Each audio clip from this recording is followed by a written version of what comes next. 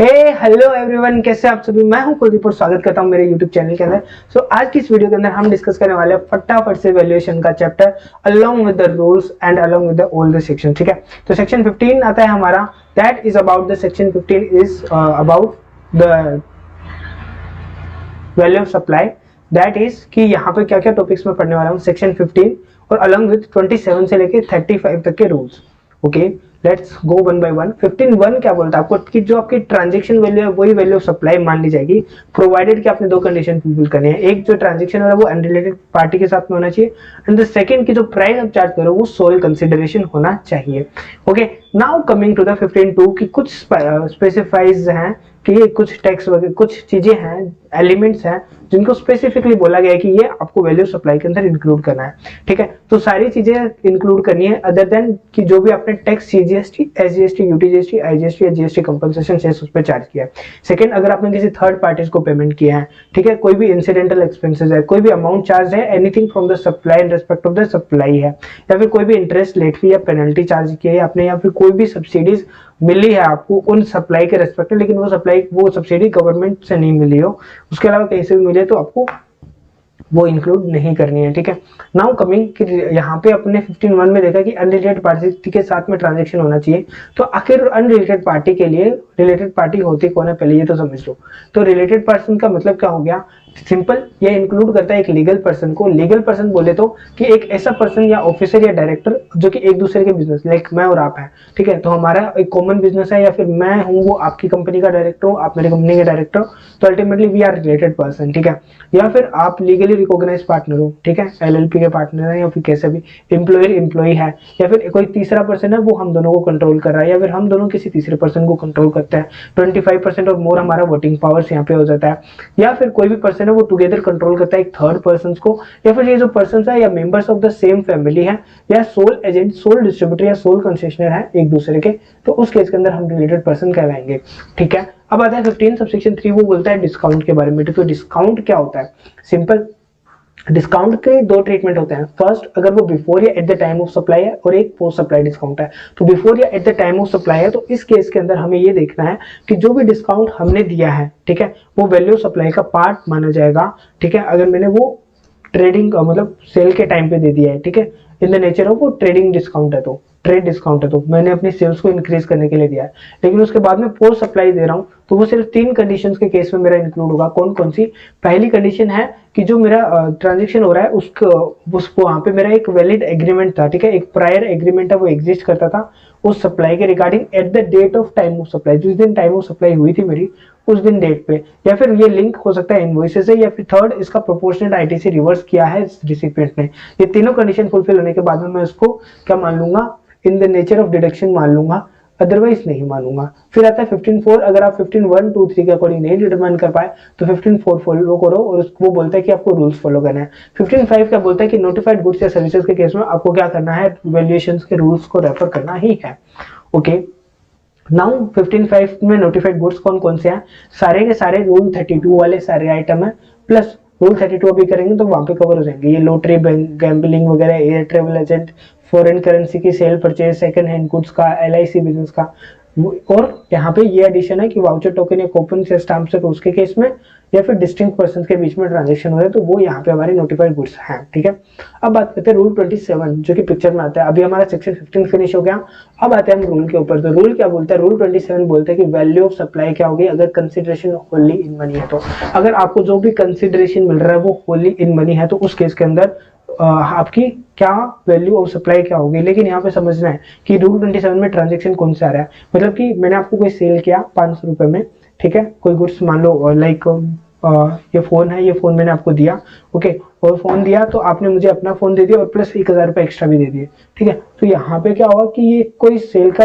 Complete transaction नहीं है, यहाँ पे मेरे को जो कंसिडरेशन मिल रहा है वो no holy in the money नहीं है, वो क्या हो रहा है, वो दो चीजों में बाइफरकेट हो रहा है। तो इसीलिए यहाँ पे रूल 27 पिक्चर में आता है, और वो कहता है कि अगर आपने कोई बार्टर का ट्रांजेक्शन किया, या कोई एक्सचेंज का ट्रांजेक्शन किया, या फिर कोई आपने एसेट को परमानेंटली डिस्पोज किया है, तो वहां पे रूल 27 पिक्चर में आता है, इसके अकॉर्डिंग डिटरमाइन होंगे। हाँ, यहाँ पे एक चीज ये ध्यान रखना है कि रूल 27 से 31 तक सीक्वेंस में चलना है।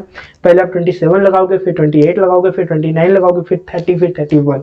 लेकिन अगर आप ये नहीं लगा पाते तो फिर आपको ये लगाने ही है। ठीक है, अदरवाइज फिर आपको रूल 32 वगैरह में जाना है, वहां पे नोटिफाइड गुड्स के जाते हैं, लेकिन ये 500 सीक्वेंस से लगेंगे, पहले 27, फिर 28, फिर 29, फिर 30, फिर 31।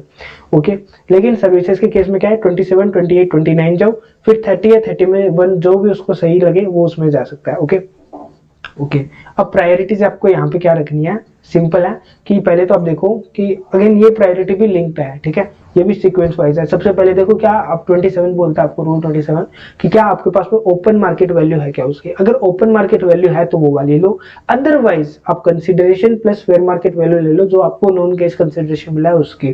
थर्ड, आपको वैल्यू ऑफ सप्लाई क्या लेनी है, गुड्स या सर्विसेज की, जो कि लाइक काइंड एंड क्वालिटी वाला है, तो वो आप ले लो अगर ये ऊपर वाले दोनों एलिमेंट नहीं है तो, या फिर आप रूल 30 या 31 पे जा सकते हो को। ओके, अब बात करते हैं फटाफट कि ओपन मार्केट वैल्यू क्या होती है। तो ओपन मार्केट वैल्यू मींस कि फुल वैल्यू ऑफ कंसीडरेशन ले लो जो भी आपको मनी के अंदर मिली है, ठीक है, लेकिन यहाँ पे आपको टैक्सेस और जीएसटी वाला पार्ट नहीं करना, ठीक है। मेरा ये गुड्स है, ठीक है, इसको अगर मैं बेचूंगा तो मेरे को 5,000 रुपए मिलेंगे, तो ये मेरी क्या होगी, फेयर मार्केट वैल्यू होगी, लेकिन इसके ऊपर जीएसटी अलग से होना चाहिए। Okay, payable by a person to obtain such supply at the time when supply beings valued is made. जो भी सप्लाई मैं करने वाला हूँ तो उस टाइम पे उस पर्सन की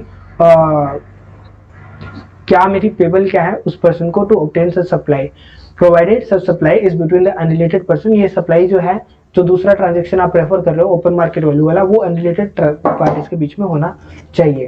देन आता है मेरा नेक्स्ट, दैट इज की लाइक काइंड एंड क्वालिटी क्या होता है। Like kind and quality means कि एनी अदर पर्सन जहां पे supplies made under similar circumstances में सप्लाईज होनी चाहिए जहां पे सेम या क्लोजली सब्सटेंशियली रिसेंबल किया जाता है रिस्पेक्ट में, किस रेस्पेक्ट में, characteristic, quality, quantity, functionality, reputation of the product के लिए, ठीक है। अब बात करते हैं नेक्स्ट, जो हमारा आता है रूल 28, रूल 27 हो गया। सबसे पहले ओएमवी देखो, ओएमवी नहीं है तो consideration plus FMV of non cash consideration वो भी नहीं है, तो लाइक काइंड एंड क्वालिटी की वैल्यू ले लो, वो भी नहीं है तो रूल 30, 31 रेफर कर लो, ठीक है। 28 के अंदर बस वो बीच वाला एक हट जाएगा, जो कैश प्लस नॉन कैश की वैल्यू लेते थे, उसके अलावा सारे के सारे वैसे ही कंटिन्यू रहने वाले हैं, ठीक है। OMV, like kind and quality वो भी नहीं है तो रूल 30 एंड 31। लेकिन यहाँ पे एक चीज ध्यान रखना है, रूल 28 एप्लीकेबल होता है डिस्टिंक्ट पर्सन और रिलेटेड पर्सन के बीच में अगर ट्रांजेक्शन हो तो, ठीक है।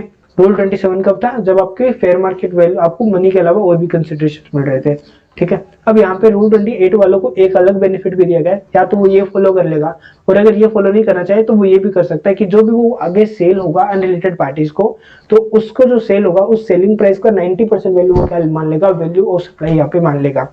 Got it, okay. लेकिन यह मैंडेटरी नहीं है सप्लायर के ऊपर, वो चाहे तो फॉलो कर सकता है और चाहे तो वो नहीं भी करे, वो रेगुलर मेथड में जा सकता है, ठीक है। मतलब कि ओएमवी, फिर लाइक काइंड एंड क्वालिटी, फिर रूल 30, 31, ठीक है।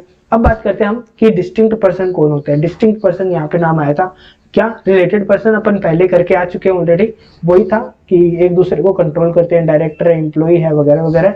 डिस्टिंक्ट पर्सन कौन होते हैं, वो पर्सन होते हैं कि जिनको सिंगल पैन के ऊपर, क्या, single permanent account number, pan number जो इनकम टैक्स वाला होता है, उस पैन नंबर के ऊपर डिफरेंट जीएसटी एन एलोकेट हो, तो वो सारे आपस में क्या हो जाते हैं, डिस्टिंक्ट पर्सन हो जाते हैं। लाइक एक कंपनी है, उसकी हर स्टेट में ब्रांच है, हर एक के लिए सेपरेट जीएसटी एन है, लेकिन वो एक पैन बेस्ड है, तो वो सारी आपस में क्या हो जाएगी, डिस्टिंक्ट पर्सन हो जाएगी। ओके, ये कहाँ होना चाहिए, सिचुएटेड होना चाहिए, with in the same state हो सकता है, या फिर 2 डिफरेंट स्टेट में हो सकता है, या फिर डिफरेंट कंट्री में भी हो सकता है। ओके, अब बात आती है नेक्स्ट टॉपिक हमारा कि डिस्टिंक्ट पर्सन के लिए रूल 32(7) क्या बोलता है। अगर आप रूल 32(7) बोलता है कि अगर आप नोटिफाइड सर्विसेज की सप्लाई करते हो ना, तो वहां पे आपकी जो वैल्यू ऑफ सप्लाई वो नील भी मान लेंगे, प्रोवाइडेड कि सामने वाला आईटीसी अवेल कर सकता हो, ठीक है। अब बात करते हैं रूल नंबर 29 की, जो कि बोलता है सप्लाई थ्रू एजेंट। अगर आप एजेंट के थ्रू सप्लाई करते हो तो क्या होगा।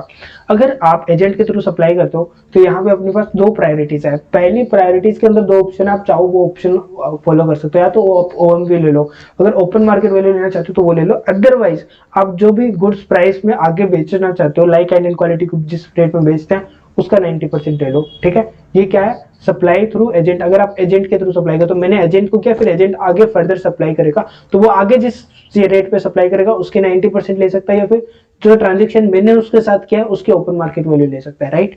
ये नहीं आगे वाले की ओमवी नहीं लेगा, जो मैंने उसको किया उसकी ओमवी लेगा, ठीक है। उसके बाद में प्रायोरिटी नंबर 2 क्या है, रूल 30 एंड 31।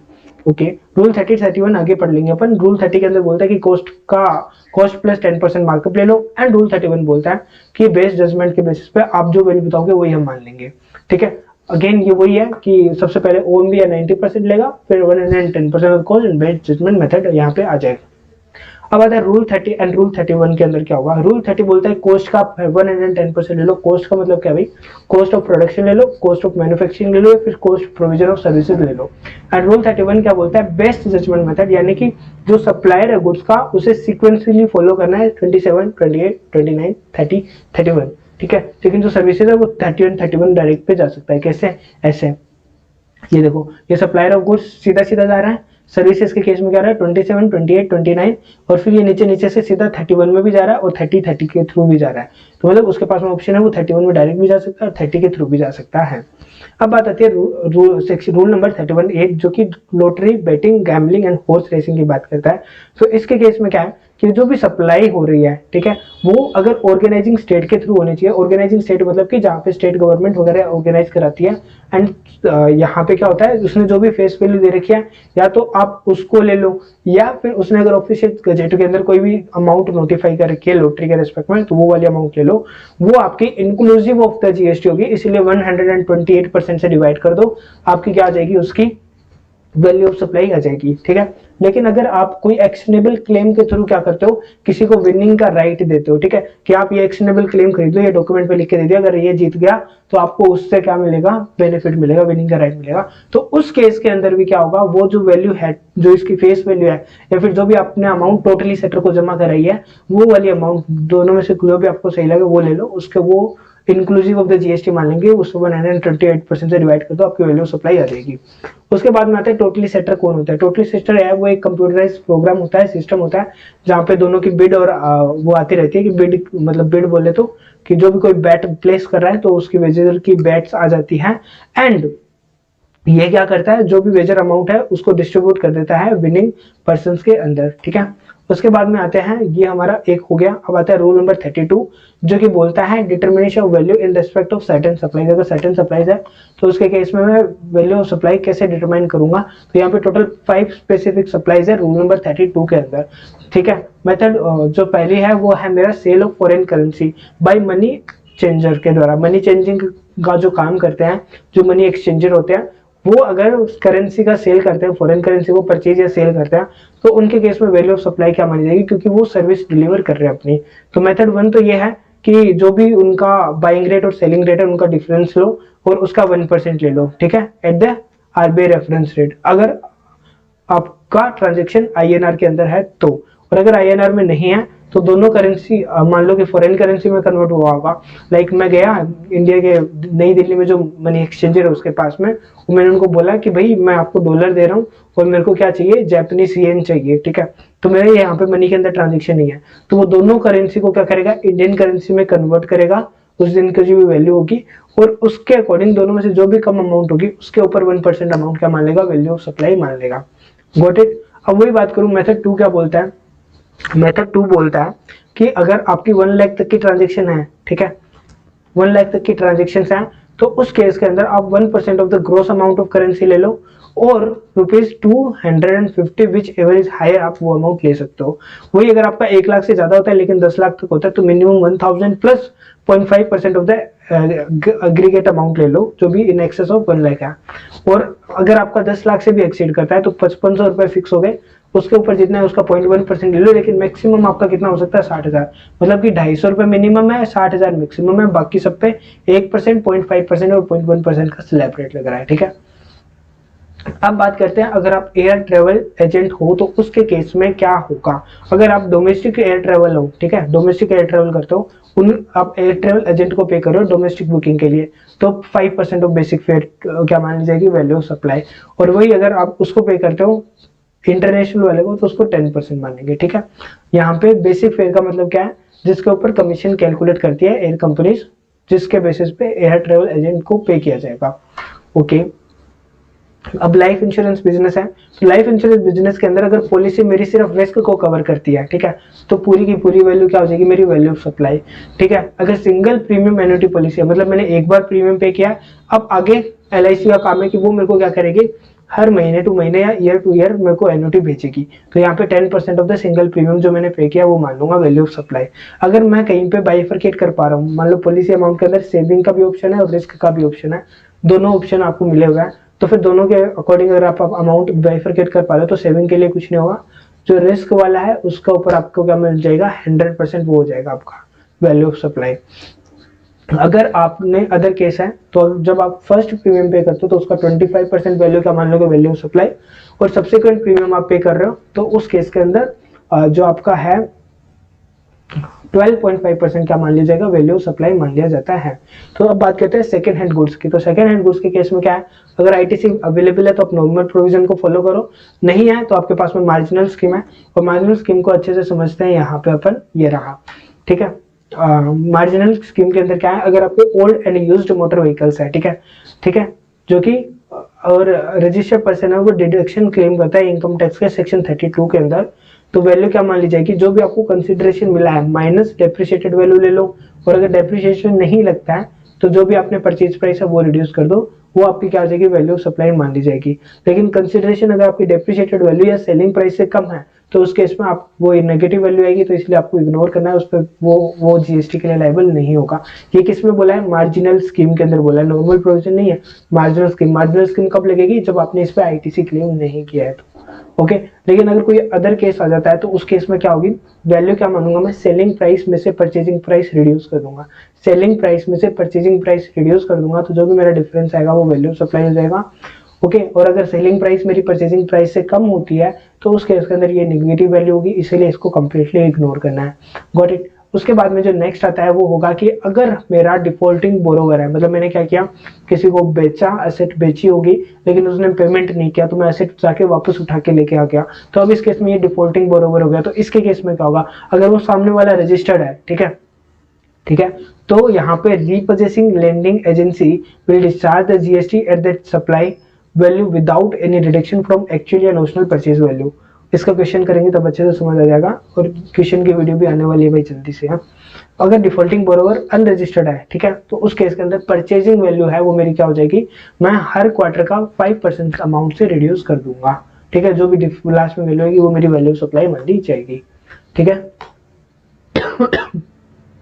उसके बाद में आता है वैल्यू ऑफ सप्लाई क्या होगी, अगर नोटिफाइड सर्विस प्रोवाइडर है, अगर नोटिफाइड सर्विस प्रोवाइडर है, ठीक है, तो उस केस में 32 सबसेक्शन 7 में कवर हो गया, हमेशा नील लेनी है हमको इसकी वैल्यू, ठीक है। अब बात आती है रूल 33 की, कि अगर आप वैल्यू ऑफ सप्लाई क्या लोगे, अगर services in case of pure agent है, तो प्योर एजेंट है ना, तो नॉर्मली खर्चे क्या होते हैं, देखो नॉर्मली क्या होता है, मैं हूं, मैंने इनवॉइस इशू किया, उसके ऊपर चार्ज कर दिया कि भाई ये खर्चा हुआ है आपके बिहाफ पे, ठीक है, तो मैं आपसे रिकवर कर रहा हूँ। अगर मैं एज ए प्योर एजेंट, मतलब मैं उसमें कुछ भी एडिशन नहीं कर रहा हूँ, एज ए प्योर एजेंट 500 का लगा, 500 इनसे रिकवर कर रहा हूँ, किससे, जो मेरा कस्टमर है उससे। मान लो एग्जांपल के लिए मैंने उसको माल भेजा, ट्रांसपोर्टेशन का लिया किया खर्चा 500 रुपए, और मैंने उससे इनवॉइस पे चार्ज करके ले लिया कि भाई ये 500 रुपए है, ये इस बंदे को देने हैं, ठीक है, तो वो एज ए प्योर एजेंट मैंने किया है, तो उस पे वो वैल्यू ऑफ सप्लाई का पार्ट नहीं होगा। लेकिन अदर देन है तो वो वैल्यू ऑफ सप्लाई का पार्ट होगा। 500 की जगह में अगर 600 रिकवर कर रहा हूँ तो वो पार्ट होगा। रूल 34 क्या बोल रहा है कि एक्सचेंज की रेट क्या लेनी है, तो सिंपल सा यहाँ पे देखो कि रूल 34 के अकॉर्डिंग अगर गुड्स है तो मैं सीबीआईसी ने जो रेट कोट कर रखी है at the date of supply, time of supply, तो उस दिन की रेट ले लूंगा। और अगर सर्विसेज है तो वहां मैं गैप के अकॉर्डिंग रेट लूंगा at the date of time of supply, ठीक है। उसके बाद में आता है लास्ट एंड रूल 35 जो कि बोलता है कि टैक्स अमाउंट है वो मेरी क्या मान ली जाएगी, वैल्यू इंक्लूसिव ऑफ टैक्स होगी, तो वहां पे मैं मल्टीप्लाई बाय 128% को डिवाइड कर दूंगा, मल्टीप्लाई बाय 100 कर दूंगा, तो मेरी एक्सक्लूसिव ऑफ द वैल्यू हो जाएगी, ओके। सो एक बार से फटाफट से आप ये देख लो, यहाँ पे सिंपल सा है कि वैल्यू सप्लाई क्या होगी, अगर वो अनरिलेटेड पर्सन को की गई है, अगर वो रिलेटेड तो 15(1) के अकॉर्डिंग होगी। एक बार आप नजर मान लो फटाफट से इसके ऊपर, ये 15(2) के अंदर चीजें इंक्लूड होगी, दो चीजें एक्सक्लूड होती है, डिस्काउंट और पोस्ट सप्लाई डिस्काउंट। उसके बाद में आ गया कि वैल्यूएशन के रूल 27, 28 एंड 29 था। 27 जहाँ पे होली मनी के अंदर नहीं है, 28 जहाँ पे रिलेटेड पार्टी के साथ में है, एंड 29 जहाँ पे वो एजेंट के थ्रू हो, ठीक है। 31 ये क्या बोलता है, 30 बोलता है कि 110% ऑफ कॉस्ट। 31 बेस्ट जजमेंट के अकॉर्डिंग। 31A बोलता है लॉटरी अगर आपके चांसेस हैं तो उसके केस में क्या होगा, 32 बोलता है आपका स्पेसिफिक सप्लाई, जिसके अंदर पहला फॉरेन करेंसी, दूसरा एयर ट्रेवल एजेंट, तीसरा लाइफ इंश्योरेंस बिजनेस, चौथा buying and selling of second hand goods, पांचवा कूपन या वाउचर एंड छठा notified services between distinct person without consideration है, वो कवर किए गए हैं। उसके बाद में अगर एज ए प्योर एजेंट किया तो क्या होगा, रेट ऑफ एक्सचेंज क्या लेनी है आपको, गुड्स के केस में सीबीआईसी की एंड सर्विस के केस में गैप की। एंड 35 बोलता है वैल्यू इंक्लूसिव ऑफ टैक्सेस क्या होगी, ठीक है। तो आप क्या कर दो, जो भी अमाउंट है उससे 100 plus GST rate multiply by 100 कर दो, आपकी वैल्यू सप्लाई यहाँ पे निकल के आ जाएगी। So thank you so much for seeing this lecture. अगर आपको पसंद आई है तो please like share and subscribe जरूर कीजिएगा। Thank you so much and stay connected for next lectures. अगर आपको पसंद आया तो प्लीज कमेंट कि जो मैंने एफर्ट्स इसमें पुट किए हैं वो क्या आपको बेनिफिशियल है भी या नहीं है। Thank you guys.